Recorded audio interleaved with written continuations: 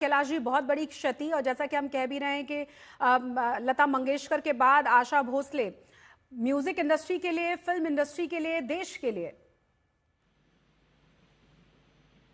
हाँ, लेकिन इसको कुछ भी नहीं कहेंगे इसको, बल्कि आप इस भारत की धन संपदा का एक और हिस्सा हमारे पास था और वो अब चला गया, और अगले पौध को, अगली जनरेशन को इंस्पायर करने के लिए, उनको प्रशस्त करने के लिए वो मार्ग बनाते हैं। ऐसी बड़ी ये लोग जाते नहीं हैं, ये लोग विस्मय हो जाते हैं, विस्मृत हो जाते हैं इन परिस्थितियों में, इन एटमॉस्फेयर में, इन पर्यावरण में। ये धूमिल होकर और वृक्ष उगाती हैं, पुण्य के और गुणवंतों के वृक्ष उगाते हैं। तो ये बहुत बड़ी एक हमारे लिए समझिए बड़ी उपलब्धि है कि इस देश को लता जी, आशा जी, इस तरह की विभूतियां प्राप्त हुई और शरीर से गई हैं, लेकिन वो आत्मा से तो यहीं रहेंगी। उनके गाने अब अमर हैं, उनका अमरत्व उनके संगीत में, उनके सॉन्ग्स में, उनके शब्दों में, उनके धुनों में चमकेगा सदैव।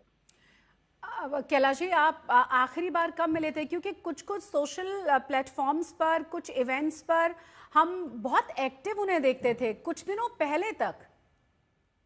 आखिरी बार हम अभी अनंत अंबानी की शादी में मिले थे उनसे, पिछले साल जी। और बहुत अच्छे से हम लोगों ने चलते हुए, बैठते हुए बहुत हंसी की बातें की और इस तरह से बड़ा आनंददायक समय हमने बिताया था यहीं मुंबई में।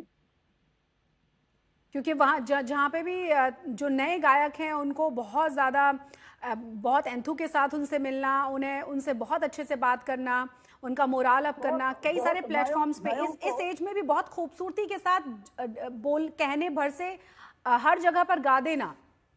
कई वीडियोस उनके वायरल हुए थे बीच में भी। हम भी तो नए ही हैं उनके लिए। हमारा करियर ही कुल 20 साल का अब हुआ है, और जब हम 10 साल का करियर हुआ था तभी उनके साथ पूरा यूएस कनाडा का टूर कर लिया था।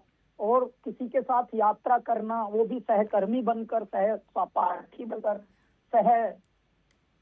तो वो अपने आप में बहुत प्यारा अनुभव होता है। वही हुआ उनके साथ। ऐसा लगा ही नहीं कि ये कब से हैं, ऐसा लगा जैसे हमारी जोड़ीदारनी है, जबकि सीनियर होकर भी इतना ह्यूमरस व्यवहार रखना, हंसी की बातें करना।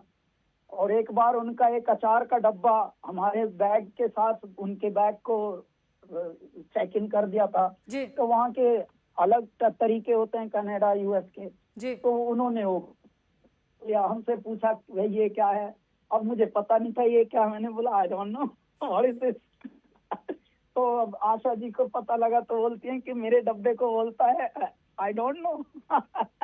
इनका आशा जी पहले बता देती कि भाई आप इतना अचार और सब बिस्किट विस्किट लेके चल रही हैं। अचार तो गायिका के तौर पर अचार खाना और इस तरह की चीजें वैसे भी उम्मीद नहीं की जाती, मतलब नहीं हमें की जाती है भाई। इंसान होते हैं ना, गायक अलग होते हैं, इंसान अलग होते हैं। बिल्कुल। तो ये तो मनुष्य ऐसी सोच रखते हैं कि गायक होके अचार क्यों ना खाएं भाई। जो खाने की चीजें हैं वो सब खाई जाएंगी, जो जीने की चीजें वो सब जिए जाएंगे।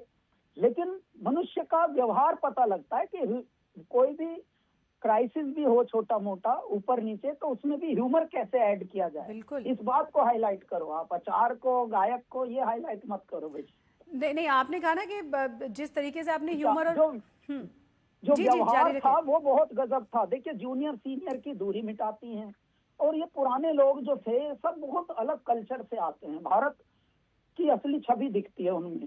तो बहुत ही प्यारा अनुभव रहा, और हमारी बड़ी बड़ी प्रार्थनाएं उनकी आत्मा की शांति और सदगति के लिए। कोई बहुत बहुत शुक्रिया आपका हमारे साथ जुड़ने के लिए कैलाश खेर जी। तो कैलाश खेर जी अपने एक्सपीरियंसेस बता रहे थे कि किस तरीके से उन्होंने उनके साथ गाया है, कई कॉन्सर्ट एंड टूर उन्होंने किए हैं, और किस तरीके से नए कलाकारों के लिए, तमाम लोगों के लिए वो बहुत ही ज़्यादा सहज रहा करती थी।